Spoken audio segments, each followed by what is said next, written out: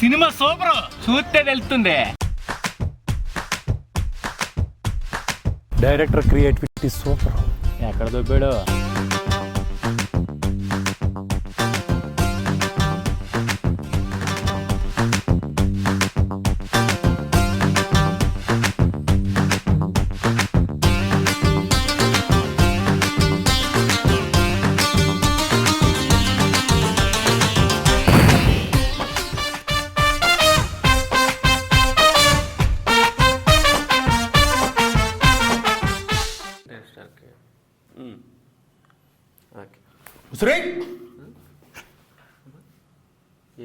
ఎవరది?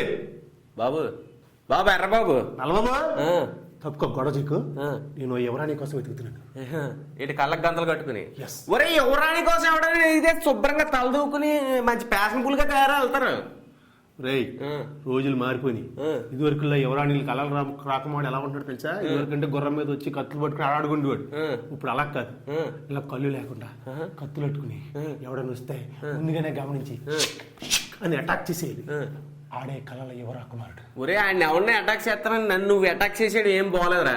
అయినా ఎవరైనా నువ్వు ఇలా కళ్ళకు గంతలు కట్టుకుని అలా నెతుక్కుంటే వెళ్తున్నావు. ఏ గోధులో పడ్డావు ఇంకో సినీ బాంబుల ప్రోగ్రామ్ కొత్త యాంకర్ వస్తాడా అంటే మరి ఎదుకేసుకుంటే నువ్వు కొత్త యాంకర్ ఎత్తుకుంటావా? మరి నువ్వు ఏ గోధులను పడిపోయి ఏదైనా దెబ్బలు తగిలెట్టే? ఒరే గోధులు పడిపోవడం కాదురా, ఇలా అయితేనే ఎవరాన్లు వాళ్ళ కళలు రాకమని ఎన్నుకుంటున్నారు. ఏం తెలుసు అసలు ఎవరాని పిచ్చాడు రా నీకు? నేను ఇప్పుడు మంచి సినిమా చూసి చెప్తున్నాను. ఆ సినిమాలో ఎవరాడుందిరా, అయ్యో బాబు సాలిడ్ గా ఉందా. ఆ అమ్మాయి ఎవరిని ఎన్నుకుంటది, ఎవరిని కోరుకుంటుందంటే కళ్ళు లేనివాడు వాడు యొక్క రాకుమారుడు అంట. అలాంటి వాడే తన సొంతం అవుతాడని చెప్పి ఆ అమ్మాయి చెప్తే పాపం హీరో కళ్ళు పిచ్చేసుకుంటాడు, ముగ్గుడు అయిపోతాడు. ఆయన త్యాగం చేసినప్పుడు మనం కూడా ఎవరి జీవితం త్యాగం చేస్తే మంచి ఎవరైనా తగ్గుతుందని చెప్పి ప్లాన్ చేస్తున్నాం. ఈ సన్నమా కథలు బాగానే చెప్తున్నా. ఎందుకు ఏ సినిమా ఇది? సన్నమం కదా, సినిమా పేరు సన్నమా కదా. ఓ మంచి సందమం కదా, మంచి సందమావు కదా, చెడ్డ సందమావు కదా నేను చెప్తాను కానీ సినిమా ఏంటో చెప్పు. ఇప్పుడు డిస్నీ సంస్థ, డిస్నీ అబ్బో మన కె రాఘవేంద్రరావు అబ్బాయి మన ఇద్దరు కంబైన్ అయిపోయి కలిసిపోయి ఇద్దరు ప్రొడ్యూస్ చేస్తే మన రాఘవేంద్రరావు అబ్బాయి ప్రకాష్ కోవిలమూడి అబ్బో మన బొమ్మలాట సినిమా చేశాడు కదా, ఆయన దర్శకత్వంలో మన బొమ్మరిల్లి సిద్ధార్థ, కమల్ హాసన్ గారి అమ్మాయి శృతి హాసన్, మన మోహన్ బాబు గారి అమ్మాయి లక్ష్మక్క లక్ష్మీ ప్రసన్న విలన్ గా ఇంట్రడ్యూస్ చేస్తూ అత్యంత భారీ వ్యయంతో అత్యంత గ్రాఫిక్స్ తో అంటే బాగా టెక్నికల్ గా హై వాల్యూస్ తో తీసిన సినిమా. ఓ మంచి చందమామ కథ, ఓ మంచి సోషియో ఫ్యాంటసీ కథ. అనగనగా ఓ ధీరుడు, అనగనగా ఓ ధీరుడు బొమ్మరిల్లి సిద్ధార్థ. ఈ అనంత విశ్వంలో మనల్ని రక్షించగలిగేది ఒక్కడే.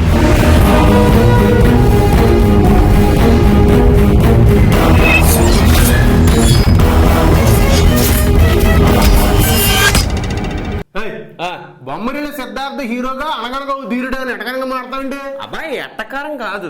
ఇప్పుడు బొమ్మరిల్లి సిద్ధార్థ అనే హీరో మన లవర్ బాయ్ గా అలా చూసావు కదా, కొంత వెరైటీగా ఉంటదని ఎన్నో పెట్టారు. అయినా కాకపోయినా ఓ సబ్జెక్ట్ కి ఎలాంటి హీరో యాప్ట్ అవుతాడో దర్శకుడు చూసుకుంటాడు. నువ్వెందుకు ఇబ్బంది పడిపోతావా? సరే గాని అంత సిద్ధార్థ యాప్ట్ అయిన కథ ఏంటో చెప్పి. కథ విషయానికి వెళ్తే ఐరేంద్రి అనే ఒక ఆత్మ తన ఆగడాలు కొనసాగిస్తూ తనకు అన్యాయాలుగా ఉన్నటువంటి పూజారులు కొన్ని పూజలు సాగిస్తుంటే కొంతమంది చిన్నారులు అనారోగ్యానికి గురైతే వాళ్ళ అనారోగ్యం నుంచి కాపాడడానికి వేరొక చిన్నారి మోక్ష అనే ఒక అమ్మాయి, ఆ అమ్మాయి వచ్చి వీళ్ళ అనారోగ్యాన్ని తీరుస్తుందని ఒక ఫాంటసీ కథకి ఆ మోక్ష అనే అమ్మాయిని అక్కడి నుంచి ఇక్కడ తీసుకొస్తుంటే అతను ఆమెకి అంగరక్షకుడుగా అంటే సెక్యూరిటీ ఇవ్వడం కోసం యోధ అనే హీరోని పంపిస్తారు.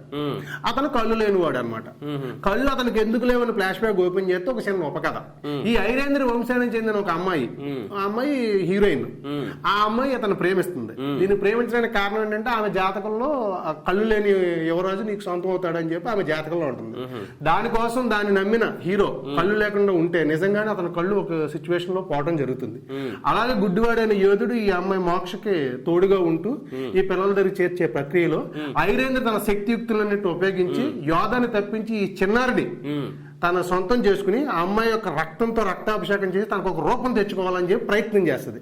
ఇలాంటి ప్రయత్నంలో ఈ యోధా పాత్ర ఆ అన్నిటిని ఛేదించి ఆ మోక్ష అనే చిన్నారిని తీసుకెళ్లి ఆ చిన్నారులందరినీ ఆరోగ్యవంతులు చేశాడా లేకపోతే ఈ యొక్క ఐరేంద్రిని అంతం చేశాడా అనే పాయింట్ తోటి చివరికి ఆ అమ్మాయిని తన హీరోయిన్ సొంతం చేసుకోవడం అనే పాయింట్ తోటి అత్యద్భుతమైన ఫాంటసీ కథతో ప్రతి సెకను ప్రతి నిమిషం కూడా అత్యుత్తమైన ఆధునిక పరిజ్ఞానంతో అద్భుతమైన సెల్యులర్ రూపం చూపించారు ఈ సినిమాలో. అదే అనగనగా ఓ ధీరుడు. ఈయన మన ప్రకాష్ గారు డైరెక్టర్ గా మారిన తర్వాత బొమ్మలాట అని చెప్పేసి అని చిన్నపిల్లల కోసం సినిమా తీశారు. అవార్డు సినిమా అంటే పిల్లలకి ఇష్టమైన సినిమాలో ఉంటుంది. ఇప్పుడు చెప్పిన కథ అంతా అంటే మన చిన్నపిల్లలకు నచ్చే పిల్లలను దృష్టిలో పెట్టుకునే సినిమా తీశారు. ఏమండే ఏదైనా అంటే అన్నామని అంటారు, పెద్దోళ్ళ కోసం సినిమాలు తీరా మీరు మీ నాన్నగారులాగా. నేను అలుపెరగని బాటసారిని, అందాలని వెతుకుతూ తిరుగుతూ ఉండేవాణ్ణి.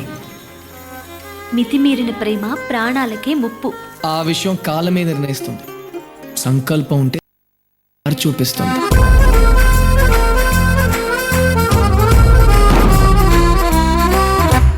నువ్వు నాకే సొంతం అవుతావని నీ ముక్కులే నాకు చెప్పాయి.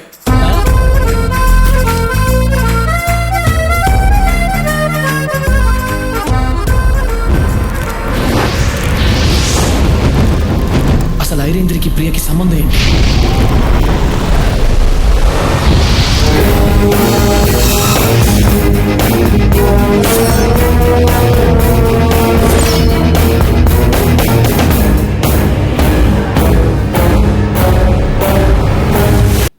యుద్ధాల తర్వాత ఆర్టిస్టుల గురించి ఆర్టిస్ట్ గురించి చెప్పాలంటే ఈ సినిమాకి అనగనగా ధీరుడు హీరో బొమ్మలు ఇస్తాడు గురించి చెప్పాలి. నీకు షాకింగ్ న్యూస్ చెప్పాలి. ఏంటది? తెలుగు తమిళ్లో మనల్ని హీరోగా పెట్టి సినిమా ప్లాన్ చేస్తున్నారు అబ్బాయి. దేమాసా చిత్రం యా నీ మీద యా ఎవరో బాబా అమ్మాయికుడు ఎంతగా ఏ పాత్ర చేస్తున్నాడు అందులో మన సాఫ్ట్వేర్ ఇంజనీర్.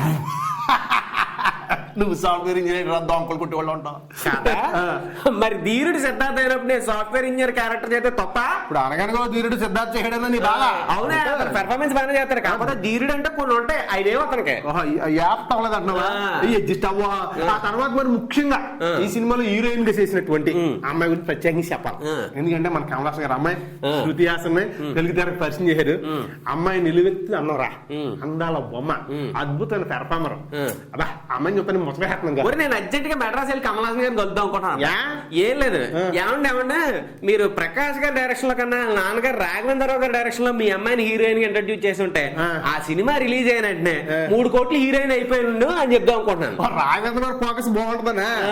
ఏముంది ఇప్పుడు అబ్బాయి సినిమాలో వేసింది, నెక్స్ట్ నాన్నగారి సినిమాలో చేద్దాం. ఓకే. ఆ తర్వాత మనం చెప్పుకోవాల్సిన ఆర్టిస్టులకు వెళ్తే ముఖ్యంగా చెప్పుకోవాల్సింది మన లక్ష్మి గురించి. మంచు లక్ష్మీ ప్రసన్న నట ప్రపూర్ణ డాక్టర్ మోహన్ బాబు గారి వారసురాలుగా మంచు లక్ష్మీ ప్రసన్న విలన్ పాత్రలో పరిచయం అయ్యి తన నట విశ్వరూపాన్ని చూపించింది. అసలు లక్ష్మక్కేనా అనే భయం, అసలు ఆమె చూస్తూనే భయం సినిమాలో. అద్భుతమైన పెర్ఫార్మెన్స్ లక్ష్మక్క, గుడ్ లక్. అబ్బాయి ఆవిడ ఆర్టిస్ట్ గా తెలుగు తెర కొత్త ఏమో గానీ గతంలో హాలీవుడ్ చాలా చేశారంట. నాకు అనిపించింది ఏంటంటే మోహన్ బాబు గారు నటవారసులో ఎవరి కాళ్ళే సాటి, అందరూ మోహన్ బాబు గారు పేరు నిలబెట్టేవాళ్ళు. లక్ష్మక్క ఎనీవే నువ్వు అద్భుతంగా పెర్ఫార్మ్ చేసావు.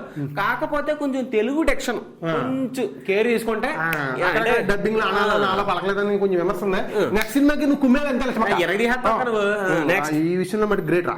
ఆ తర్వాత ఇంకా మనం ముఖ్యంగా చెప్పుకోవాలంటే అబ్బాయి ఇందులో ముఖ్యమైన పాత్రలో మన అల్లరి రవిబాబు ఓ మంచి పాత్ర చేశాడు. అమ్మ దానిమ్మ డైలాగ్ అమ్మ ధనిమ్మ అంటూ మంచి కామెడీగా మంచి కామెడీ విలన్ చాలా బాగా చేశాడు. దాని తర్వాత బ్రహ్మానందం గారు, కరికల భరణి గారు వీళ్ళందరూ మంచి మంచి కాంబినేషన్ తోటి మంచి ఎంటర్టైన్మెంట్ కామెడీ ఇచ్చారు అబ్బాయి.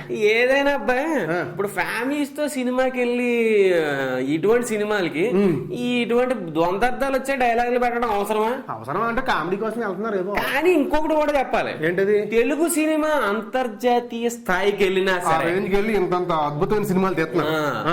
ఈ సినిమాలో ఉన్నటువంటి పరమ రొటీన్ కామెడీ మాత్రం వదలట్లేదు. ఎంత దూరం అని పరిగెడుతుంది.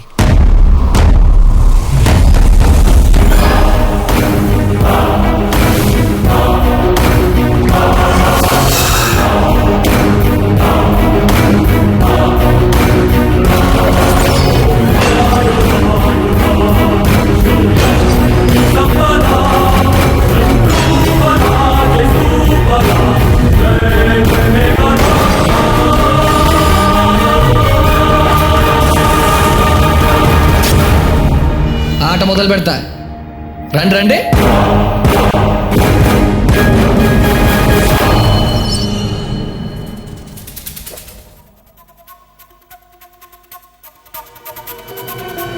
టెక్నీషియన్ గురించి చెప్పండి.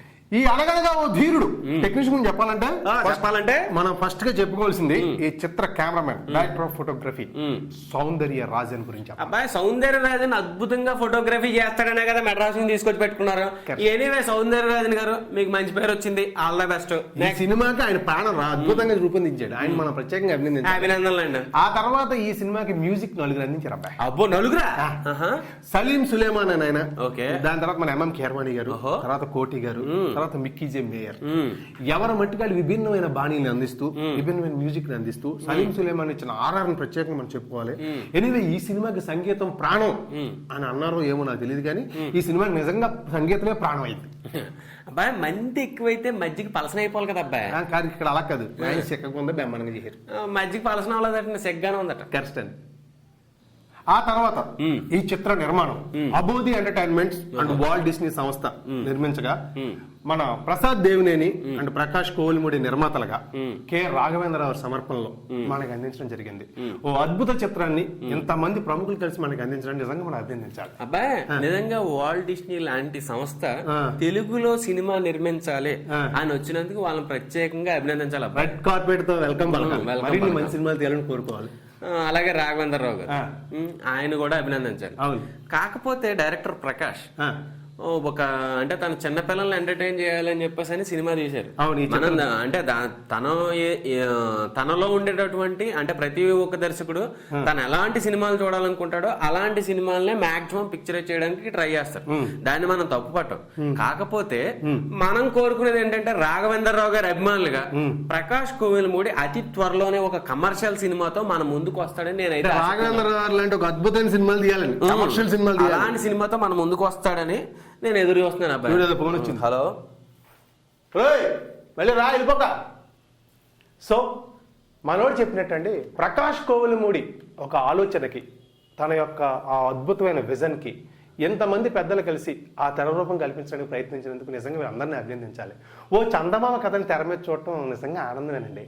అలాంటి ఒక అద్భుతాన్ని అంత సాంకేతిక నైపుణ్యంతో రూపొందించినందుకు మనం ప్రత్యేకంగా అభినందనలు తెలియజేయాలి. అయితే అంతటి సాంకేతిక నైపుణ్యం ఉన్నప్పుడు అంటే పిల్లల కోసం సినిమా, పిల్లలను మిక్స్ చేసి పిల్లల కథను మిక్స్ చేసి సినిమా తీసిన ఓ సోషియో పార్ట్సీ కథ తీస్తున్నప్పుడు ఒక విభిన్నమైన సన్నివేశాలు, విభిన్నమైన స్క్రీన్ ప్లేని మీద కొంచెం పట్టు సాధించి మన పెద్దవాళ్ళు కూడా అభినందించదగ్గేటట్టు ఒక మంచి సినిమా తీస్తే బాగుండేది అనేది మా అందరి యొక్క ఆలోచన అండి. ఎనీవే ప్రకాష్ కోవెలమూడి ఓ అద్భుతాన్ని ఆవిష్కరించారు. భవిష్యత్తులో మంచి కమర్షియల్ సినిమాలు తీయాలని కోరుకుంటున్నాం. ఈ సినిమాలో పనిచేసినటువంటి సాంకేతిక నిపుణులు అందరినీ ప్రత్యేకంగా అభినందనలు తెలియజేస్తూ, వాల్ట్ డిస్నీకి ప్రత్యేక అభినందనలు తెలియజేస్తూ, ఈ సినిమాలో నటించిన నటీనటులకు ప్రత్యేకంగా అభినందనలు తెలియాలి. ముఖ్యంగా లక్ష్మక్క, ఈ సినిమాకి ప్రాణమైనటువంటి ఒక అద్భుతమైన పాత్రను చేసిన లక్ష్మీ ప్రసన్ని ప్రత్యేకంగా అభినందిస్తూ, అంటే ఈ సినిమాను పనిచేసిన అందరిని పేరు పేరుని అభినందిస్తూ ప్రకాష్ కోవెలమూడి రాఘవేంద్రరావు అంత డైరెక్టర్ కావాలని కోరుకుంటున్నామండి.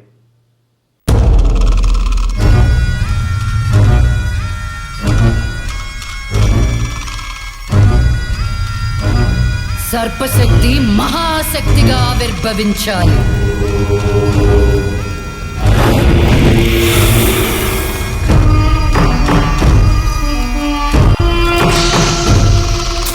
మోక్షని బలిస్తే నువ్వు చావుని చేయిస్తావు. ఎవరా మోక్ష?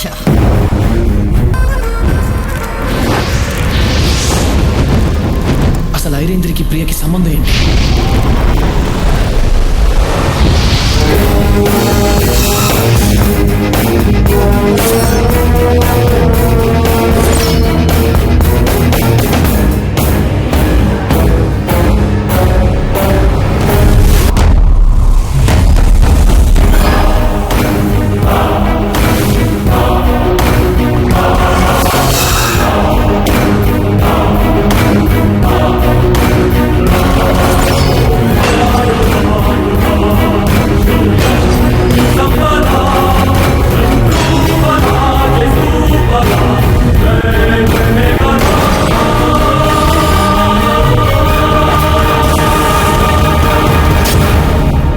ఆట మొదలు పెడతా. రండి రండి.